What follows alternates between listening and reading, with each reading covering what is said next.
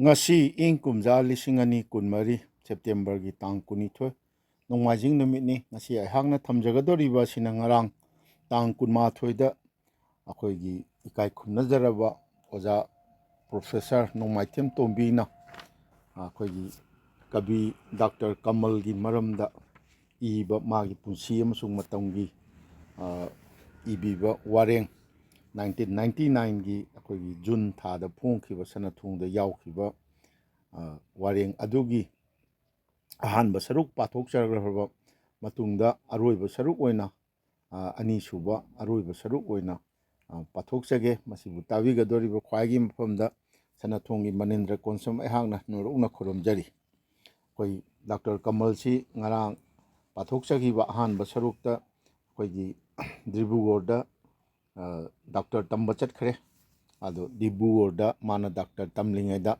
Dribugor gi Maitai Ningol Chandraprabha haibasi lawgadoribani masigi matang pajage Kamalgi Dribugorda satra oringagi punsi asi munna khangba ngamdre adum oinamak yamna maru oiba thodok ani khakti Chandraprabha thengnaduna lawna leinaba aduga mama siba ahanba Kamalga Prabhaga Chandraprabhaga kadaida thengnakhiba amasung matau karamna unakhiba khangba ngamde masigi maramda sengna khangba ngamde oiramba yai Dribugorgi Brahmaputra Turen Torbalda Maitai khun chauna tari medical tamliba Maitai satra singna Maitai tariba Maitai khunda koithokpa soidana chatlamgani nongmadi soidana unaramgani pakhang muna rasi leiba Kamalna sakhenbi Prabhabu ubadagi khangnare khangnabadagi naksinare naksinnabadagi nungsinare nungsinabadagi lawna leinare nungsibagi lichingbu kanana thingmuba ngamgani Kamalga Chandraprabhaga Dribugorda nungsinadba adu wathok oikhi yamna ngangnakhi themnakhi mamanabasinggi marakta muknaba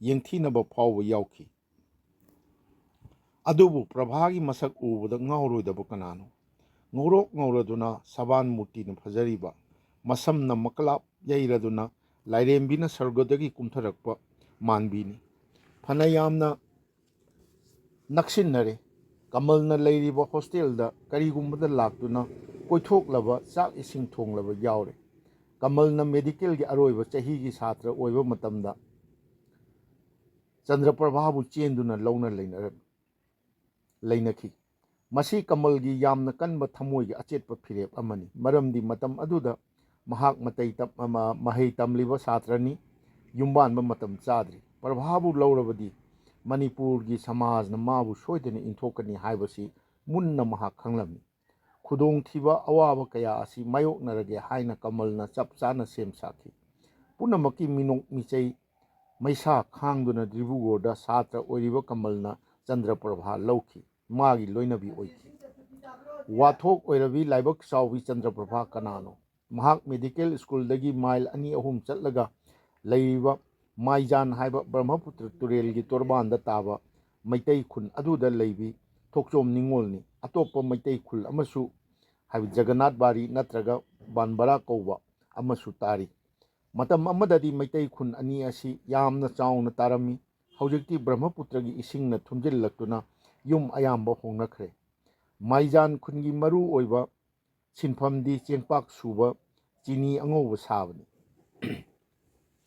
Chandraprabhagi apokpa amasung apokpigi mingna mathang sitna Tamadhraja amasung Haurongbam Ningol Savitri Devi kawi Tamadhraja thongna phaba nipa amani Assamda rail lambi phaunaba honarakpa matamda jungle sengdokpada achouba thodang yakhiba miyoini saheb singna penbibadagi पुलिसता फम अमा हापीखी ममई थंगदा महाक Assam police की inspector ओइखी मसी अखोई कमलगी मचानुपाना इरंबा the सुमाइना महाक Hindu शास्त्र the चर्चा तौब पंडित अमसु ओइरमनी mama Savitri Devi सु like Hibi नुपी अमनी लमदम अदुदा मसक नाइबा इमुंग अमा ओइरमनी चंद्रप्रभागी मरमदा मचानिपा ब्रजेन अमुसु इरी बंगाली आसामी हिंदुस्तानी ngang ngambata natana lol sing asi iba paba sungami इंग्राजी अमसुंग नागरी मयेक्तसु इबा पाबा खरा मखै ngami Banglada iba Bhagavad Gita Gopal Sahasranam launa patabo ngami. Ramayan Mahabharat ningthina pai. Sita Sakuntala Savitri Damayanti Cinta Maharani Harishchandra Kalidas na chingbagi wari di chithadana machinda leiriba. Maitai nupi singi marakta lairik haibadi mahangna ahanba oiramba yai. Masidagi aikoina khangba ngami Dr. Kamalna Bangla Sahitya naksinna sak khangna khriba asi magi nupigi mapandagini. Chandraprabhagi matengna Bangla lairik kaya Kamalna paba nainabagi khudong chaba phangki. Chandraprabhagi imung asi mangi haiduna maijangi maitai khunna samajna inthokkhibagi thodok ama lei. Chandraprabhagi apokpi Savitri Devi gi maupa Protul kauba ama leirami. Mahakna Kusum Kumari kaubi Asami nupi ama lauduna imungda thanami. Asami nupi laubagi damakta samajna makoigi imung asi inthoklami. Amangba imungi leisabi amani Chandraprabha. Leikaina mangi haiduna inthoklabi Chandraprabhabuni Kavi Kamalna lauribasi. Chandraprabhagi masak matau fajarabi machi amasu leirami. Kaisam Tonjau kauba mitai macha amana lawi. Mabani mamai thangda Christine onki. Akoi Tonjau haibasi aihakna khanjabada kasaromdagini masi akoigi kanochi Chandraprabhagi machi si lowbadagi mayamna mangena intholokpadagi hojaida laaga Tonjau master haina akoigi khangnadana school gi oja oiraga lerambani makoi Christine oiri. Chandraprabhagi mama Savitri Kamalgi namak manebok asi yamna haisingbi nupi amani hainai. Dr. Bhagyada wari sabada haibirambadi Savitri na machanupi Chandraprabha asi Kamalda namduna pinaba honakibani masigi achum aran asidi khangbadi ngamdre haina hairami. Achumba amadi Dr. Kamalgi manembok Savitri Rajasthandagi lakpa Brahman amagi mafamdagi lamboiki. Punsigi aroiba sarukta lamboibi ama oina lenki. Mahana karigidamakta lamboibi oikhriba. Kanana khangba ngamgani oiramba yai misa miwa taduna laklaba punsi adudagi nanthokduna santigi lambi ama thirakhiba. Mana lamboibi oiraba matungda machanupi unaba Manipurda thoraklami. Matamdo Dr. Kamal Tamenglongda posting tari. Tamenglonggi khuraba ching lambida maitai marina dolai amada lamboibi ama haplaga wana ching kakhalalami. Dr. Kamal Chandraprabha haraungna quarter dagi chenthoklatuna angamba makhagi ching lambiduda nungsa thina pukning changna yengjerami. Athapada ure lamboibi ama dolaida tapna asum kakhatlakibadu. Dr. Kamalna Dr. oiba. Lamabam Kamal Singh 1926 natraga 27 da LMP haidi licensed medical practitioner pass tawre. Manipur ki anganba doctor ama oire. Anganba doctor singdi ahanba doctor Tokchong Govardhan ani suba doctor Nithojam Leiren, Dr. Laisam Kirti, Dr. TOME, Dr. Bharat, Dr. Kamal, Dr. Bhagat, Dr. Ibo Tonsana, Dr. Tonsana asina chingbani. 1927 ki March 13 tha 13 da thada lupa marfu phangduna Manipur State Medical Vibhagda Sub Assistant Surgeon oina Dr. Kamal thabak torami. Matamdugi Medical Department ki makokti IMS haibadi Indian Medical Service pass tawba civil surgeon amana purami. Ayambana saheb macha ngaktani anganba matamgi CS kharadi Major Adobo, Captain Nail, Colonel Taylor, Major Cunnings asina chingbani. Mathangda civil surgeon haibasi toktuna CMO Chief Medical Officer haina onthokki.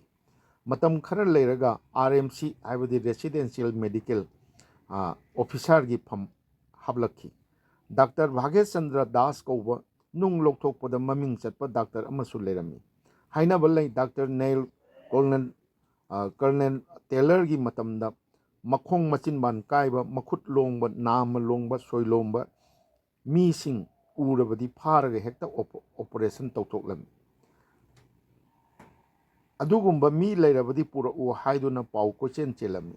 Dr. Kamalna thabak tawba chahi phadringaida Tamenglongda transfer tawrami. Matamduda Tamenglongda SDO gi office oirami leirami.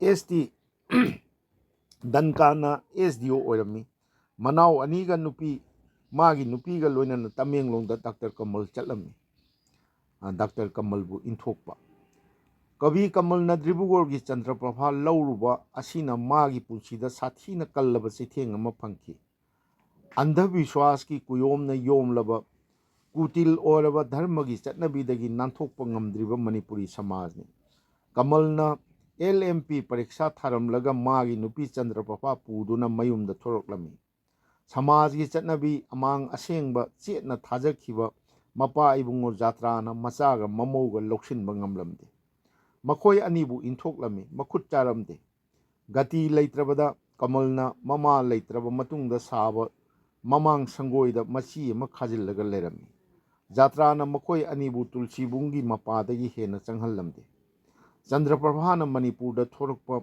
matamduda sari setlammi khungangi chamlaba mising aduna wathok oirabi Chandraprabhabu lonna yengnaba mayam laknakhi Masidi miyoibagi mahousani cheptha duna lonna yengnarami kari no pangangda ngangnarami mayang nupini yengu masak phajadra masam kayada sangkhrabano maklap yai lairembi mali kanana migi machin melubo ngamgani Kamalna Dr. Tambal loiraduna lakle haibasi ining thau surachan tare mahak masa yamna saurami Saubagi maram amana magi majaibe matambasnabu Dr. Kamalda thajagi haibagi wakhal ama leirami haina ngangnaba kaya yauram Maharajnasu Kamal amadi Prabhabu Chandraprabhabu inthoklami Haujik Dr. Kamalna samajgi aranba chatnabi amang aseng khaiba jat bitat naibagi tamthiba mawong asigi phol maisak masada hakthengnana yeirare masida phaurakpa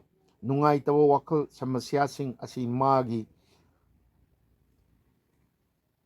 khwaisingda tattana phongdoklami masina magi saitagi masak oibada natana pendaba kholaungna lauduna pratibha tawbagi fajaraba masak ama yauri achauba aiba khudingmak biplabi ngaktani Dr. Kamal anganba Manipuri saitada biplabi amagi phirepta chapchana lepki thabak tawba chahi phadringaida Dr. Kamalbu Tamenglomda transfer tawrami magi macha mangagi manungda ahanba ahumdi Tamenglongda pokhibani makoidi Sorojini Devi Rajendra Singha Chandrakala Devi Brajendra amasung Indira Devi Indira atu iton tonbi Indira ji koibi haraga khangnai awa Indira di Dr. Kamalna mana taibang thadokhraba matungda pokpani Tamenglongdagi Imphal thorokpa matamda Nagampanda leiba Dr. Leirengi haibadi Dr. Leirenji Manipurgi ani suba akoiga ana layengi doctor ni mayumda leiba yaw matam khara leirami Dr. Leirendi amang aseng yadaba yamna liberal oiba samaj sebak amani adubu yamna sathiba tanja aruba phibam malakami Dr. Kamalgi apokpa jatra singhagi anabagi matam yamna lusilagle phibam yamna lusilagle Ekadasi Barta kaidaba Fiseng setuna mala chatpa Maitegi Gauriya Dharma chetna chachaba Jatrana macha mayam kauksillaga hairami Isa sa aina sidringaida numit mangani dangdi mapanda bas tawduna leiningi aigi seba tawgadaba tahoro mayam kapnare Mangolda base onduna aroiba pungpham ngaiduna leikhre Dr. Kamaldi mapagi seba phangdri Mathwai chak laba Kamalna numit khudingi konungda chatuna Maharajgi mafamda hangatche hanna phawba yengbiramde khangba ngamlaktuna nongmadi Maharajna thongdagi hek lengthorakpada athen potka loinana sangna dandabat tawduna khurumlami Maharajna dandabat katliba Kamalgi haksangdu kalaga chathoklami aduga karino haina hangbiraklami wafam punamak tamjare ining thawna thawjan biduna lawkhat pire sana mohor number sil adu pibire madu paibaga haraubuna luton satlaba Kamalna langthabal kunjatan tilaklami sibagi matam ngairiba mapada ningthongna lawkhat pire haibadu harauna tamjare ningthaugi mohordu uhalle wangang thoktraba mapana khangle haibagi mawongda tapna mangak hairaklami numitu maktada Dr. Kamalgi mapa jatra taibongpal thadokladuna chakhirami ꯖꯥꯇ꯭ꯔꯥꯒꯤ ꯁꯥꯗ꯭ꯔ ꯀꯟꯃꯗ ꯀꯣꯅꯨꯡꯗꯒꯤ ꯄꯥꯂꯥ ꯊꯥꯔꯛꯇꯨꯅ ꯆꯥꯎꯅ ꯁꯣꯟꯈꯤ꯫ ꯖꯥꯇ꯭ꯔꯥꯒ ꯀꯣꯅꯨꯡꯒ ꯅꯛꯅꯕ ꯃꯔꯤ ꯃꯆꯥ ꯑꯃ ꯂꯩꯅꯔꯝꯃꯤ꯫ ꯃꯣꯏꯔꯥꯡꯈꯣꯝꯗ ꯂꯩꯕ ꯅꯌꯟ ꯁꯅꯥꯒꯤ ꯃꯅꯥꯂꯧ ꯁꯪꯉꯝ 18 ꯂꯪꯊꯕꯥꯜ ꯀꯨꯟꯖꯗ ꯂꯩ꯫ ꯂꯧꯐꯝꯗꯨ ꯖꯥꯇ꯭ꯔꯥꯕꯨ ꯁꯦꯟꯅꯍꯜꯂꯝꯃꯤ꯫ ꯏꯪꯈꯣꯜꯒꯤ ꯄꯨꯈ꯭ꯔꯤ ꯃꯄꯥꯟꯗ ꯑꯆꯧꯕ ꯀꯣꯠ ꯑꯃ ꯁꯥꯗꯨꯅ ꯂꯩꯔꯝꯃꯤ, ꯃꯗꯨꯅ ꯐꯧꯁꯤꯡ ꯑꯁꯤ ꯊꯝꯃꯤ꯫ ꯃꯗꯨꯗ ꯐꯧꯁꯤꯡ ꯑꯗꯨ ꯊꯅꯝꯃꯤ꯫ ꯃꯍꯥꯔꯥꯖ ꯆꯨꯔꯥꯆꯥꯟꯁꯨ ꯂꯪꯊꯕꯥꯜꯗ ꯃꯔꯛ ꯃꯔꯛꯇ ꯂꯥꯛꯇꯨꯅ ꯈꯔꯅꯤ ꯂꯩꯔꯝꯕ ꯌꯥꯎꯔꯝꯃꯤ꯫ ꯃꯇꯝ ꯑꯗꯨꯗ ꯅꯌꯟ ꯁꯅꯥꯒꯤ ꯂꯧ ꯎꯕ ꯇꯥꯗꯗꯨ ꯀꯧꯔꯛꯎ ꯍꯥꯏꯗꯨꯅ ꯃꯔꯛ ꯃꯔꯛꯇ ꯖꯥꯇ꯭ꯔꯥꯕꯨ ꯀꯧꯔꯛꯄꯗꯒꯤ ꯃꯈꯣꯏ ꯎꯅꯔꯝꯃꯤ꯫ ꯏꯅꯤꯡꯊꯧꯒꯤ ꯁꯃꯨꯅ ꯆꯥꯅꯕ ꯆꯨ ꯈꯔ ꯄꯨꯔꯛꯎ ꯍꯥꯏꯗꯨꯅ ꯆꯨ ꯌꯥꯜꯂꯒ ꯄꯨꯗꯨꯅ ꯆꯠꯂꯝꯃꯤ꯫ ꯉꯁꯤꯗꯤ ꯆꯨꯔꯥꯆꯥꯟ ꯃꯍꯥꯔꯥꯖꯅ ꯃꯥꯒꯤ ꯂꯪꯊꯕꯥꯜꯒꯤ ꯇꯥꯗ ꯖꯥꯇ꯭ꯔꯥꯕꯨ ꯅꯤꯡꯁꯤꯡꯂꯛꯂ ꯃꯥꯜꯂꯤ꯫ ꯃꯆꯥꯅꯨꯄꯥ ꯀꯃꯜꯕꯨ ꯂꯧꯈꯠꯄꯤꯕꯒꯤ ꯃꯊꯛꯇ ꯀꯣꯅꯨꯡꯒꯤ ꯄꯥꯂꯥꯅ ꯁꯥꯗ꯭ꯔ ꯁꯣꯟꯒꯅꯤ ꯇꯥꯛꯄꯤꯔꯛꯈꯤ꯫ ꯌꯥꯝꯅ ꯆꯥꯎꯅꯁꯨ ꯁꯣꯟꯈꯤ꯫ ꯇꯃꯦꯡꯂꯣꯡ ꯇꯃꯦꯡꯂꯣꯡꯗ ꯗꯥꯛꯇꯔ ꯀꯃꯜꯒꯤ ꯄꯨꯟꯁꯤ꯫ ꯇꯃꯦꯡꯂꯣꯡꯒ ꯗꯥꯛꯇꯔ ꯀꯃꯜꯒꯤ ꯄꯨꯟꯁꯤ ꯑꯃꯁꯨꯡ ꯁꯥꯍꯤꯇ꯭ꯌꯒ ꯊꯥꯗꯣꯛꯅꯕ ꯌꯥꯗ꯭ꯔꯕ ꯃꯔꯤ ꯑꯃꯅ ꯆꯦꯠꯅ ꯄꯨꯟꯁꯤꯜꯂꯤ꯫ ꯇꯃꯦꯡꯂꯣꯡꯒꯤ ꯐꯖꯔꯕ ꯆꯤꯡꯒꯤ ꯗ꯭ꯔꯤꯁ꯭ꯌ, ꯏꯪꯂ ꯇꯞꯂꯕ ꯆꯤꯛꯂꯕ ꯄ꯭ꯔꯀ꯭ꯔꯤꯇꯤꯒꯤ ꯁꯛꯂꯣꯟ ꯀꯌꯥꯅ ꯀꯕꯤ ꯀꯃꯜꯕꯨ ꯁꯨꯝꯍꯠꯈꯤ꯫ ꯄꯣꯁꯇꯤꯡꯒꯤ ꯃꯇꯝꯁꯤꯗ ꯏꯕꯒꯤ ꯃꯇꯝ ꯐꯪꯈꯤ꯫ ꯃꯥꯒꯤ ꯅꯨꯡꯉꯥꯏꯕ ꯄꯨꯟꯁꯤ ꯃꯇꯦꯛ ꯍꯥꯏꯕꯁꯨ ꯃꯇꯥꯡ ꯑꯗꯨꯅꯤ꯫ ꯇꯃꯦꯡꯂꯣꯡꯗ ꯂꯩꯔꯤꯉꯩ ꯃꯥꯒꯤ ꯃꯃꯤꯡ ꯆꯠꯂꯕ ꯁꯩꯔꯦꯡꯁꯤ ꯅꯤꯔꯖꯅꯇꯥ ꯅꯤꯔꯕꯔꯖꯅꯤ ꯏꯈꯤ꯫ ꯃꯁꯤꯗ ꯌꯦꯛꯂꯤꯕ ꯄ꯭ꯔꯀ꯭ꯔꯤꯇꯤꯒꯤ ꯏꯊꯤꯜ ꯈꯨꯗꯤꯡꯃꯛ ꯇꯃꯦꯡꯂꯣꯡꯅ ꯄꯤꯕꯅꯤ꯫ ꯀꯥꯟꯆꯤꯄꯨꯔ ꯑꯃꯁꯨꯡ ꯇꯃꯦꯡꯂꯣꯡꯅ ꯃꯥꯕꯨ ꯄ꯭ꯔꯀ꯭ꯔꯤꯇꯤꯒꯤ ꯀꯕꯤ ꯑꯣꯏꯍꯟꯈꯤ꯫ ꯇꯃꯦꯡꯂꯣꯡꯗ ꯂꯩꯔꯤꯉꯩ ꯃꯥꯒꯤ ꯂꯩ ꯄꯔꯦꯡ 1927 ꯑꯃꯁꯨꯡ ꯃꯥꯙꯕꯤ 1930 ꯑꯅꯤꯃꯛ ꯃꯅꯤꯄꯨꯔ ꯁꯔꯀꯥꯔꯒꯤ ꯂꯥꯏꯕ꯭ꯔꯦꯔꯤꯅ ꯄꯩꯁꯥ ꯄꯤꯗꯨꯅ ꯆꯥꯎꯔꯥꯛꯅ ꯂꯨꯄꯥ 75 ꯄꯤꯗꯨꯅ ꯀꯣꯄꯤꯔꯥꯏꯠ ꯂꯩꯔꯒ ꯐꯣꯡꯈꯤ꯫ ꯃꯅꯤꯄꯨꯔꯒꯤ ꯏꯍꯥꯟ ꯍꯥꯟꯕ ꯎꯄꯟꯌꯥꯁ ꯃꯥꯙꯕꯤ ꯐꯣꯡꯂꯛꯄꯗ ꯃꯅꯤꯄꯨꯔꯤ ꯁꯥꯍꯤꯇ꯭ꯌꯗ ꯃꯊꯨꯝ ꯃꯔꯥꯡ ꯍꯧꯕ ꯑꯃ ꯄꯣꯛꯈꯤ꯫ ꯃꯔꯝꯗꯤ ꯃꯇꯝ ꯑꯗꯨꯗ ꯃꯩꯇꯩꯂꯣꯟꯒꯤ ꯄꯥꯅꯤꯡꯉꯥꯏ ꯂꯥꯏꯔꯤꯛ ꯁꯨꯛꯂꯩ ꯂꯩꯔꯝꯗꯕꯒꯨꯝꯕꯅꯤ꯫ ꯗꯥꯛꯇꯔ ꯀꯃꯜꯒꯤ ꯃꯥꯙꯕꯤꯅ ꯑꯄꯥꯕꯁꯤꯡ ꯄꯨꯝꯅꯃꯛꯀꯤ ꯊꯃꯣꯏꯕꯨ ꯁꯨꯝꯍꯠꯈꯤ꯫ ꯂꯥꯏꯔꯤꯛ ꯍꯩꯖꯗ꯭ꯔꯕꯤ ꯂꯩꯁꯥꯕꯤ ꯃꯧꯁꯤꯡꯅ ꯐꯤꯁꯥ ꯐꯥꯟꯗ ꯅꯠꯇ꯭ꯔꯒ ꯑꯆꯤꯛꯄ ꯃꯐꯝ ꯊꯤꯔꯒ ꯂꯩꯀꯥꯏꯒꯤ ꯂꯥꯏꯔꯤꯛ ꯍꯩꯕ ꯅꯨꯄꯥ ꯃꯆꯥꯁꯤꯡ ꯊꯤꯔꯒ ꯃꯥꯙꯕꯤꯕꯨ ꯄꯥꯍꯜꯂꯒ ꯇꯥꯟꯅꯔꯝꯃꯤ꯫ ꯀꯞꯄ ꯌꯥꯎꯅꯔꯝꯃꯤ, ꯅꯣꯛꯄ ꯌꯥꯎꯅꯔꯝꯃꯤ, ꯃꯁꯤ ꯅꯨꯄꯥꯁꯤꯡꯁꯨꯅꯤ꯫ ꯃꯃꯩꯊꯪꯗꯗꯤ ꯃꯥꯙꯕꯤ ꯑꯁꯤ ꯀꯜꯄꯅꯥꯒꯤ ꯋꯥꯔꯤꯅꯤ ꯀꯥꯎꯊꯣꯛꯅꯔꯛꯇꯨꯅ ꯑꯁꯦꯡꯕ ꯊꯧꯗꯣꯛꯅꯤ ꯍꯥꯏꯅ ꯈꯟꯅꯔꯛꯄ ꯐꯥꯎꯕ ꯌꯥꯎꯅꯔꯝꯃꯤ꯫ ꯃꯅꯤꯄꯨꯔꯤ ꯁꯥꯍꯤꯇ꯭ꯌꯗ ꯃꯥꯙꯕꯤꯃꯨꯛ ꯃꯃꯤꯡ ꯆꯠꯄ ꯑꯗꯨꯒ ꯆꯍꯤ ꯂꯤꯁꯥꯡ ꯁꯤꯠꯅ ꯑꯄꯥꯕꯁꯤꯡꯅ ꯄꯥꯝꯅꯗꯨꯅ ꯄꯥꯅꯔꯛꯈꯤꯕ ꯂꯥꯏꯔꯤꯛ ꯉꯁꯤ ꯐꯥꯎꯕ ꯌꯥꯎꯗ꯭ꯔꯤ ꯍꯥꯏꯕ ꯌꯥꯏ꯫ ꯃꯥꯒꯤ ꯄꯨꯟꯁꯤꯗ ꯑꯃꯈꯛꯇ ꯏꯔꯝꯕ ꯋꯥꯔꯤ ꯃꯆꯥ ꯕ꯭ꯔꯣꯖꯦꯟꯗ꯭ꯔꯒꯤ ꯂꯨꯍꯣꯡꯕ ꯑꯁꯤꯅ 1933ꯒꯤ ꯂꯂꯤꯇ ꯃꯟꯖꯔꯤ ꯄꯇ꯭ꯔꯤꯀꯥꯗ ꯐꯣꯡꯂꯝꯕꯅꯤ꯫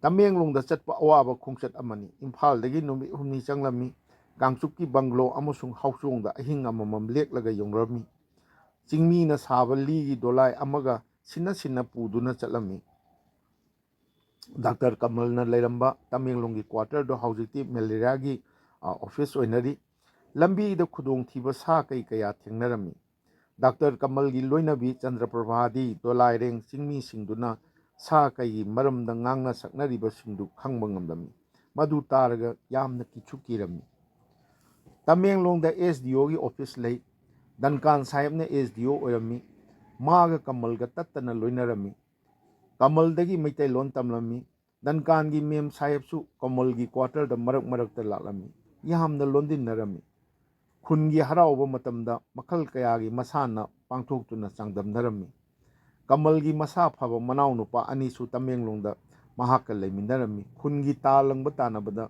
ꯃꯅꯥꯎꯅꯨꯄꯥꯅ ꯈ꯭ꯋꯥꯏꯗꯒꯤ ꯁꯥꯜꯂꯝꯃꯤ꯫ ꯃꯗꯨꯒꯤꯗꯃꯛ ꯁꯟꯗꯪ ꯑꯃ ꯀꯣꯡꯉꯨ ꯍꯥꯏꯅ ꯍꯥꯏꯔꯛꯄꯗ ꯀꯃꯜꯅ ꯅꯣꯛꯂꯗꯨꯅ ꯃꯌꯥꯝꯗ ꯑꯩꯈꯣꯏ ꯃꯩꯇꯩꯒꯤꯗꯤ ꯈ꯭ꯋꯥꯏꯗꯒꯤ ꯊꯣꯏꯕꯗꯨꯗ ꯄꯤꯖꯒꯗꯕꯅꯤ, ꯃꯅꯥ ꯄꯤꯒꯗꯕꯅꯤ ꯑꯗꯨ ꯍꯥꯏꯕꯗꯨꯗ ꯈꯨꯟꯅꯁꯨ ꯌꯥꯈꯤ꯫ ꯗꯥꯛꯇꯔ ꯀꯃꯜꯅ ꯇꯃꯦꯡꯂꯣꯡꯅ ꯀꯣꯜꯂꯤꯕ ꯑꯊꯥꯞꯄ ꯆꯤꯡꯅꯨꯡꯁꯤꯡꯗ ꯂꯥꯌꯦꯡꯕ ꯆꯠꯂꯝꯃꯤ꯫ ꯃꯥꯒꯤ ꯁꯤꯟꯐꯝꯗ ꯊꯋꯥꯏ ꯌꯥꯎꯖꯕ, ꯑꯅꯥꯕꯕꯨ ꯂꯨꯅ ꯆꯥꯟꯅ ꯇꯧꯖꯕ ꯗꯥꯛꯇꯔ ꯑꯃ ꯑꯣꯏꯔꯝꯃꯤ꯫ ꯂꯨ ꯅꯥꯟꯕꯁꯨ ꯌꯥꯝꯅ ꯄꯥꯝꯖꯔꯝꯃꯤ꯫ ꯗꯥꯛꯇꯔ ꯈꯥꯅꯥ ꯑꯃꯁꯨꯡ ꯀ꯭ꯋꯥꯇꯔꯒꯤ ꯑꯀꯣꯏꯕꯁꯤꯡꯕꯨ ꯁꯦꯝꯒꯠꯇꯨꯅ ꯍꯩ ꯂꯩ ꯄꯥꯝꯕꯤ ꯃꯈꯜ ꯃꯈꯥ ꯍꯧꯍꯟꯗꯨꯅ ꯐꯖꯍꯟꯅꯕ ꯍꯣꯠꯅꯔꯝꯃꯤ꯫ ꯈꯨꯟꯖꯥꯁꯤꯡꯒ ꯌꯥꯝꯅ ꯅꯨꯡꯁꯤꯅꯔꯝꯃꯤ꯫ ꯃꯥꯒꯤ ꯀ꯭ꯋꯥꯇꯔꯗ ꯈꯨꯟꯒꯤ ꯂꯨꯆꯤꯡꯕꯁꯤꯡ, ꯑꯁꯥꯝ ꯔꯥꯏꯐꯜꯒꯤ ꯑꯣꯐꯤꯁꯥꯔꯁꯤꯡ, ꯑꯦꯡꯒ꯭ꯂꯣ ꯏꯟꯗꯤꯌꯥꯟ SDOꯒꯤ ꯏꯃꯨꯡ manung mayam tinnafam oirami.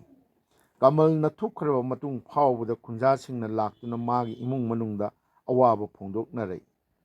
Magi makhada thabak tawwa achau masak karmachari khudingmakpu masa manaugum luna tawrami. Awaba singda mateng pangbirami. Dr. Kamalna Tamenglongda chahi ahum khara hena thabak tawraba matung 1931 da Manipur State Jail amasung police ki dispensary da transfer tawrami. Mahak haujik jail manaki quarter da leire mana Dibrugarh dagi sorry akhoi Tamenglong dagi akhoi Imphal da amu hanna Manipur State Jail amasung police ki dispensary da transfer tawra kanda akhoi jail manaki quarter da leire. Mahakna police jail amasung konunggi thabak ahum purami. Police amasung jail gi karmachari bandi singi penanaba thabak kaya honarami. Nomadi ikhang khangdana mana leiriba jail gi quarter da ayuk haugatnarakpa matamda siruna leirami. Numit adu February 17 February 1934 lamdagi marini panba thangja numini. Manglaknaba natraga heart attack tagi oiramba yai haina launaki. Masagi chahi 35 changlakpada yamna manung matam chadana punsi longkhibani ningamnakhide. Dr. Kamal na siraba matungda awaba magi punsigi tungda lehaubasingi matang ni Dr. Kamal siraba matung awaba drama ama. Magi punsigi phijangdi hajinkhre. Magi punsi isumdi lehauri. Magi punsiga samnariba imung manunggi sanglaba ityas ama lehauri. Hinglingeda magi marup Gopal Mohori khoigi matengdagi Nagamapan Singjubung leirakta yungga konaba achauba inkhol ama leirami. Mahakna sikhraba matungdadi maduda Chandraprabha na macha mayam puraktuna leirari. Chandraprabha khitang mirol tabi yum puba haibi ama oiramlabadi thoidokna waram loidabani. Madi Dibrugarh da chaurakpi oibana Asami Bengali nupigi lichat thadokpa ngamlamdi. Maitei yumbalolga chusinnaba ngamlamdi. Mi tinabasu hairamde hekta khanagalamni. Khamban yamna chauramni. Siki ama phangbada lupa ama kharas tauganbi ama oiramni. Lukngai panduna lalonpham phamduna masasing thaknabagi wakhal leiramde. Adugumba thabak adu ijat mangba thabakni haina khalami. Nungai thokpa chathok thaktokpa yamna pamlami. Masigi awawasi yamna thuna laklami. Dr. Kamalna nongakhiba chahi 1934 dagi anisuba lanjau lakpa 1942 chahi nipan asigi manungda Chandraprabhana mapuroibagi mingda leiramba laupari ahum yonthokuna losinlami. Lan lakpagi irang lakle mipainare Chandraprabhana makhoigi chaukhrabai ingkol adu kharadang khahoraga ataidi yonthokkhre. Khahouriba machiduda sang macha ama saduna leirami. Lan manungda khurai takhen akhoi takhenda leirubasi mana takhenda leirubasi ahangna khangjabada ahagadi ai pajariba Manindra Konsam ahangna khangjabada dakhoi Dr. Leirengi magi achauba akhoi farm house na chingba leirami madugi da leirubani takhengi akhoi baruni chingkhong harisi. Lamsang khubong na chingba mafamsingda mathang lanjelle matungda hanjillaktuna makhoigi khangpok machaduda leire. Adudagi amuksu madusu loina yonthokre haujikti machasinga leifam leitre. Khojaida machegi nakta macha mayam puduna chatlaga matam khara leirure. Khara leiraga amuk thorakle. Kadaidadi leiruni.